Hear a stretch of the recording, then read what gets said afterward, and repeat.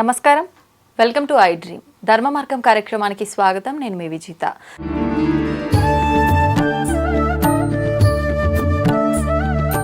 ప్రస్తుతం మనతో పాటు ఉన్నారు ప్రముఖ ఆధ్యాత్మికవేత్త శ్రీ విద్యా ఉపాసకురాలు శ్రీమతి సిస్లా జయప్రద గారు. ఇప్పుడు అమ్మతో మాట్లాడి మరిన్ని విషయాలు తెలుసుకుందాం.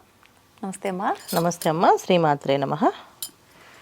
అమ్మ, భర్త లేని స్త్రీలు నోములు, వ్రతాలు, పూజలు ఇలాంటివి చేయొచ్చా?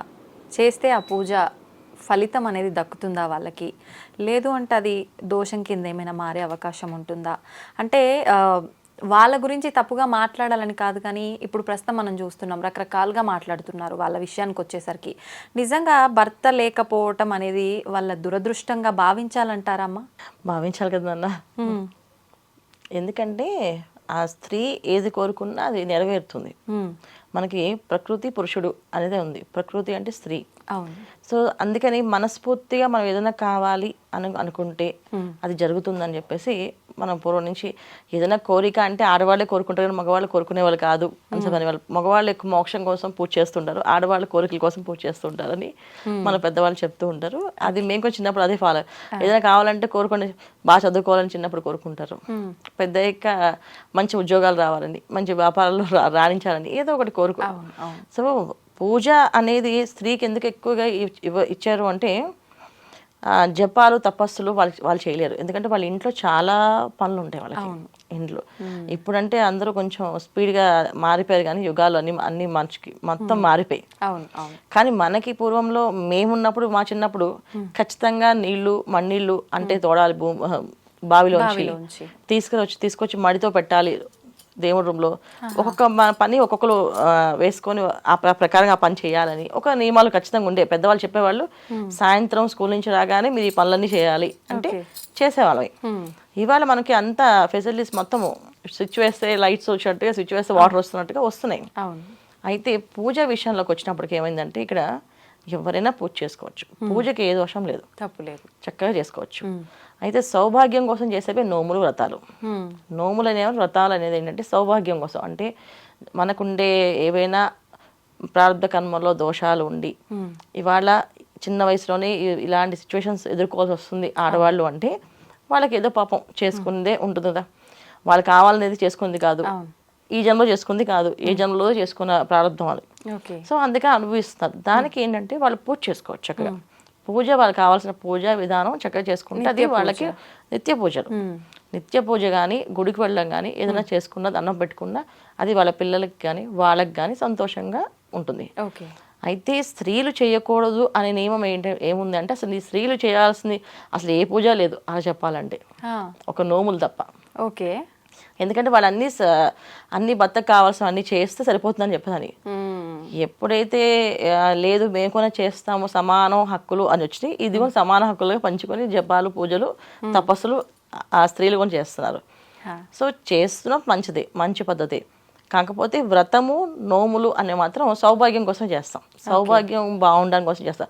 ఇప్పుడు సౌభాగ్యం లేనప్పుడు ఇంకా నోములు, వ్రతాలు ఎందుకు? ఇంకా నిత్య పూజ చేసుకోవచ్చు, చక్కగా భగవంతు ఆరాధన చేసుకోవచ్చు.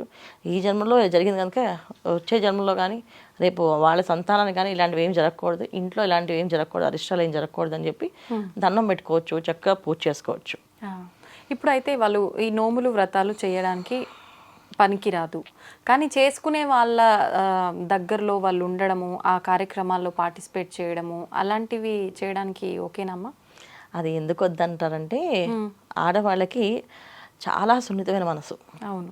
ఎంతో కొంత ఎంత ఉదార మనసు ఉన్నప్పటికీ కూడా కాస్తంత మనసులో కాస్త బాధ వచ్చేస్తుంది, నేను చేసుకోలేకపోయానే అనేసి. సో ప్రతిదీ మనకి ఎందుకంటే పెద్దవాళ్ళు పూజ చేసినప్పుడు మౌనంగా ఉండాలి, శాంతంగా చేసుకోవాలంటారు, దిష్టి తగలకుండా ఉండాలంటారు. సో మనం కాస్త మన కళ్ళలో ఇప్పుడు మన్నే కొన్న ఇప్పుడు మేము కూడా ఎవరైనా పూజ చేసుకున్నప్పుడు దేవుడు చాలా మంది ఏడుస్తుంటారు, దేవుడా అని చెప్పేసి ఏడుస్తా. అలా ఏడవకూడదు.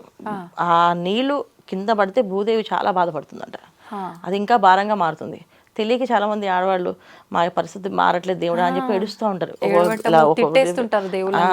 అది చాలా దారుణం, దోషం. సో అలాంటి దోషం మనమే చేయొద్దన్నప్పుడు మన చుట్టూ అలాగ వీలుంటే మాకు ఆ అవకాశం లేదని, మేము చేసుకోలేకపోవని కాస్తంత రవ్వంత బాధ మనసులో కలుగుతుంది కదా. ఆ కలిగినప్పుడు అదొక రకంగా ద్వేషం కింద, అసూయ కింద మారుతుంది. ఆ అసూయ ద్వేషాలు వీళ్ళకి తగిలి అది జరగదని, సఫలీకృతం అవదని చెప్పి దాన్ని వద్దు, ఇవి ముట్టుకోకండి అమ్మా, వదిలేయండి అని చెప్తా అంటారు. సో పసుపు పట్టుకున్నప్పుడు, కుంకుమ పట్టుకున్నప్పుడు ఇది నేను చేసుకోలేకపోయినాయి, ఇదేం పెట్టుకోలేకపోయినాయి అనే ఒక్క మనసు రవ్వంత వచ్చినా అది వాళ్ళకి దోషంగా మారుతుంది. అంటే ఆ నోము ఫలితం రాదు. ఓకే. అందుకని మనకు పూర్వం నుంచి ఏంటంటే వీళ్ళు విడిగా ఉండేవాళ్ళు. ఏదైనా కార్యక్రమం ఇంట్లో నోము జరుగుతుందంటే చక్కగా వాళ్ళ మటుకు వాళ్ళ టైంకి వాళ్ళు తిని, వాళ్ళకి ఒక ఆరాధన ఉంటుంది, వాళ్ళకి దైవారాధన ఎప్పుడు ఉంటుంది, ఒక నామం ఖచ్చితంగా ఉంటుంది, ఏదో ఒక నామం జపం చేసుకుంటూ ఉండేవాళ్ళు, అలా చేసుకునేవాళ్ళు. ఇవాళ అది మారిపోయింది. అన్నీ మారిపోయి మేము కూడా చేస్తామా అని చెప్పి అంటారు. చేయడం వల్ల వచ్చే లాభం అయితే ఏమీ లేదు, కాకపోతే కొంత నష్టం ఉంది. ఇవాళ రోజున ఏంటంటే ఒక సౌభాగ్యవతి పూజ చేసుకుంటూ తాంబూలం బొట్టు తీసుకెళ్ళి ఇవ్వకూడదు అని వాళ్ళు అంటే అదొక అయ్యో అని వీళ్ళు అనుకుంటే అదొక దోషం. ఇప్పుడు బొట్టు పెడుతున్నా పెట్టకండి అని ఆపారనుకోండి, అదొక దోషం. నోటితో ఆ మాట అనాలి కదా వాళ్ళు. అవును అవును. సో నోటితో ఈ జన్మలో లేదు, వచ్చే జన్మలో రావాలి కదా, అది వద్దు అనడం ఎందుకు, తదాస్తు దేవతలు తదాస్తు అంటారని చెప్పేసి తిరుగుతూ ఉంటారు కదా తదాస్తు దేవతలు ఎప్పుడు కానీ మనం చెప్తూ ఉంటారు కదా. సో ఈ తదాస్తు అనేస్తే అది ఈ జన్మే కదా, ఏ జన్మలో కూడా రాదేమో అని అసలు వాళ్ళని ఎందుకు వాళ్ళతో అనిపించుకోకూడదని పెట్టుకోవద్దని చెప్తారు. అందుకే వాళ్ళకి ఆ రూపంలో చూస్తే అర్థమైపోతుంది, ఇంకా వాళ్ళ నోట్ తెచ్చి ఏం చెప్పట్లేదు, మనం ఏది వాళ్ళకి ఆఫర్ చేయట్లేదు అని అర్థం. సో అందుకని ఇవన్నీ మనకి చాలా సున్నితమైన విషయాలు అన్న, చాలా చాలా సున్నితమైన విషయాలు. ఎందుకంటే ఇవాళ అలా మాట్లాడుకోవాలి అంటే ఒక ఆడవాళ్ళ గురించి ఆడవాళ్ళమే మాట్లాడుకోవాలి పరిస్థితి వచ్చింది అంటే ఆ దౌర్భాగ్యం మనం నిజంగా చెప్పాలంటే.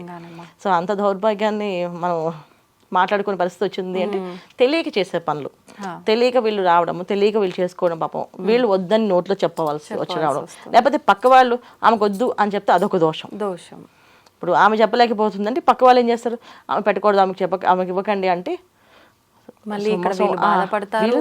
వీళ్ళు అనే మాటకి వీళ్ళకి దోషం. అది సుమంగళి అంటే ద్రవ్యాన్ని, కుంకుమని, పసుపుని వద్దు అని చెప్పడం అనేది ఒక దోషం. వద్దు అని అనుకోవడం. అందుకే తాంబూలానికి రండి అంటే శత్రువు పిలిచినా వెళ్ళాల్సిందే అంటారు. అది తాంబూలం అంటే అమ్మవారు ఇచ్చిన అదృష్టం, సో తీసుకోవాల్సింది. సో మా ఇంటికి తాంబూలం రండి అంటే ఖచ్చితంగా వెళ్తారు. ఇవాళ రోజున తాంబూలం అంటే పెద్ద ఒక ప్యాకేజ్ చేస్తుంది అని. ఇవాళ తాంబూలం అంటే గిఫ్ట్ ప్యాక్ వస్తుంది, రిటర్న్ గిఫ్ట్, ఈవెన్ అసలు అన్నిటికన్నా మహాభాగ్యం ఏంది ఏంటంటే పసుపు, కుంకుమ, ఒక పండు, తాంబూలం. అంతే. ఇది చాలా అదృష్టమైన వరం. మా ఇంటికి తాంబూలం రండి అంటే అమ్మవారు వాళ్ళకి పిలిచినట్టే. సో వాళ్ళు వెళ్ళి తీసుకోవడమే తాంబూలాన్ని. దానికి ఇంకా మళ్ళీ వాళ్ళకి వీళ్ళకైతే ఈ రకమైన తాంబూలం, వాళ్ళకైతే ఆ రకమైన తాంబూలాలు, ఇవన్నీ ఒక రకమైన అది పెరుగుతున్న కొద్దీ ఏమవుతుందంటే విపరీత ధోరణిలో మారిపోతుంది.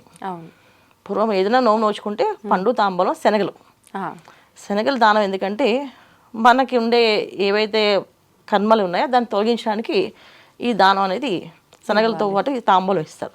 సో చలవ, సో ఆ కాపురానికి చలవ ఉంటుంది, ఏ దిష్టి తగలదని, సో పిల్లలకి ఏ దిష్టి తగలదనేసి ఇవన్నీ స్పెషల్గా ఉండేవి కదా. అన్ని వాళ్ళు చేసుకుంటే దాంట్లో అన్ని నివారణ అయిపోయి ఇప్పుడు మాట్లాడుకోవాల్సిన పరిస్థితి వచ్చింది అంటే అంత విపరీతంగా పెరిగింది కనుక చేస్తున్నారు. హాయిగా పూర్వసింహాసనీయులు అంటే వీళ్ళు పూర్వసింహాసనీయులు అంటాం వాళ్ళని. ఈ పూర్వసింహాసనీయులు అందరూ కానీ ఏంటంటే చక్కగా పూజ చేసుకొని వీళ్ళకి గ్రీన్ కలర్ తిలకం అని ఉంటుంది, గ్రీన్ కలర్ది. సో అది పెట్టుకోవచ్చు. నలుపు అంటే అది మళ్ళీ దానికి మామూలుగా అయితే పూర్వం అయితే అసలు ఏవి పెట్టుకునే వాళ్ళు కాదు. ఇప్పుడు ఏంటంటే నల్ల బొట్టు పెట్టుకోవచ్చు, కొంతకాలం వచ్చింది. ఇప్పుడు నలుపు అనేది శని భగవానుడు అని చెప్పి అది పెట్టుకోకూడదు, మన నుదుటి మనమే నలుపుని పెట్టుకోవాలి అనుకున్న వాళ్ళు గ్రీన్ కలర్ లా ఉంటుంది. సో అది పెట్టుకోవచ్చు పెట్టుకోవాలనుకుంటే. వాళ్ళు ఎదురు రావటము, ఎదురు వస్తేనే ఏదో అశుభం జరుగుతుంది అనటం, ఇలాంటివి కూడా కొన్ని సందర్భాల్లో చూస్తూ ఉంటాము. నిజంగా అలా వాళ్ళు రావటం వల్ల మనకి ఏదో అశుభం జరిగే అవకాశం ఉంటుందంటారా? ఖచ్చితంగా. అంటే ఏంటంటే అదే చెప్తాను, చాలా సున్నితమైన విషయాలు. పాపం మనం మాట్లాడుకుంటుంటే అది వాళ్ళు వింటే వాళ్ళకి బాధ అనిపిస్తుంది నిజంగానే, కానీ రాకూడదు. అంటే సుమంగళి అంటే అమ్మవారు స్వరూపంగా పూజిస్తాం. ఒక ఇంటికి ఇల్లాలు ఎదురు రమ్మని చెప్తాం. సో ఆ ఇంటికి ఇల్లాలే దీపం, వెలుగు. అందుకే ఇంటికి దీపం, ఇల్లాలు అన్నారు. సో ఎప్పుడైతే వెలుగు అనేది, కాంతి అనేది ఎవరితో ఉంది, వివాహమైన భర్తతోటే ఉంది. వదిలేసింది లేరు వీళ్ళు, ఇంకా దేనికి పనికిరారని అర్థం. వాళ్ళ పూజలు, వాళ్ళ జపం, వాళ్ళ పిల్లల కోసం వాళ్ళు తపస్సు చేసుకోవచ్చు. వాళ్ళ పిల్లల కోసం వాళ్ళు చేసుకోవచ్చు, వాళ్ళ పిల్లలకునే ఎదురు రాకూడదు. కొన్ని శకునాలు అనేవి రాకూడదు. అలాగే ఒంటి బ్రాహ్మడు ఎదురు రాకూడదు, అలాగే పూర్వశివాసన ఎదురు రాకూడదు. తర్వాత ఎప్పుడూ కోపంగా ఉండేవాళ్ళు ఎదురు రావద్దు. ఎప్పుడు ఆవేశం చూడండి, ఎప్పుడు ఫైర్ మాస్టర్ లాగా ఫైర్ బ్రాండ్ లాగా పనిచేస్తుంటారు ఏంటంటే బాబు, ఎప్పుడు కోపమైన అలా వాళ్ళకి ఎదురు రావద్దు. ఇలా వెళ్తే ఏంటంటే మనకి వెళ్ళే పనులు అలాంటి ఆటంకాలతో అలాంటి ఇబ్బందులతో జరిగి అది ఆ పని ఆగిపోతుంది. అది శుభ సూచకం అంటే ఏంటంటే నవ్వుతూ రావడము, పాలతో చక్కగా రావడము, అంటే ఆ రోజంతా ఆహ్లాదంగా ఉల్లాసంగా ఉంటుందని. నీళ్ళు ఎదురు రావడము, నీళ్ళ బిందుతో ఎదురు వచ్చింది, సో ఆ పని నిండుగా అవుతుందని ఖచ్చితంగా. సో ఇలాంటివి అన్ని విషయాలు మనకి పెద్దవాళ్ళు చెప్పినవి. ఈ విధంగా ఎదురు వస్తే ఆ ఎదురు చూసుకునే వాళ్ళు. చనిపోయిన వాళ్ళు ఆ శవం మోసుకుంటూ ఎదురు వస్తే అది కూడా మంచి శుభశకునమే. ఏంటంటే ఇంకా ఈ జీవి ఈ శరీరాన్ని ఈ లోకాన్ని వదిలేసి ఇంకా వెళ్ళిపోయింది, పైకి మోక్ష లోకానికి వెళ్ళిపోతుంది. వెళ్ళిపోతున్నప్పుడు ఎదురు వచ్చిందంటే నీకు కూడా మంచి ప్రాప్తం, అన్ని విషయాల్లో అన్ని యోగాలు అన్ని బాగుంటాయని అర్థం. అంటే వెళ్ళే పని చక్కగా అవుతుందని. నిజంగా ఇలాంటివి చూసుకోవాలి. ఇలాంటివి మాట్లాడుకుంటానికి బాధగా ఉన్న కొన్ని డౌట్స్ క్లియర్ చేసుకోవాలి అని అంటే మాట్లాడక తప్పదు. అందుకని మాట్లాడాల్సి వచ్చింది మేము కూడా. కాకపోతే ఎవరైతే ఈ అవకాశం పాపం కోల్పోయే వాళ్ళు బాధపడ్డారో వీళ్ళని ఎందుకు ముట్టుకోవద్దు అంటే రేపు వాళ్ళకి మళ్ళీ అది రాకూడదని ముట్టుకోవద్దు అన్నారు. ముట్టుకోవద్దు అని ఉద్దేశం ఏంటంటే మళ్ళీ ఇంకోసారి రావద్దు, ఇంకెప్పటికీ రావద్దు అనే ఉద్దేశం అన్నమాట. అందుకనే వద్దు, లేదు, కాదు అనకూడదని మన పూర్వం నుంచి ఉన్న పదాలు ఇవన్నీ. ఏదైనా కావాలి అంటే నిండుకుంది అంటారు తప్ప లేదు అని చెప్పాం. అసలు ఏది కూడా లేదు, కాదు అనే పదాలు వాడకూడదు. సో వాళ్ళకి ఇవ్వకండి అని చెప్పకూడదు. అది పాపం కింద దోషం కింద వీళ్ళకి మారుతుంది. అట్లా ప్రతి మాటకి ఒకటి ఉంది. అలా మనం మాట్లాడుకుంటూ వెళ్తే వాళ్ళ మొత్తం టాపిక్ అంతా అదే ఉంటుంది. ధన్యవాదాలమ్మా. నమస్తే అమ్మా. శ్రీమాత్రే నమః.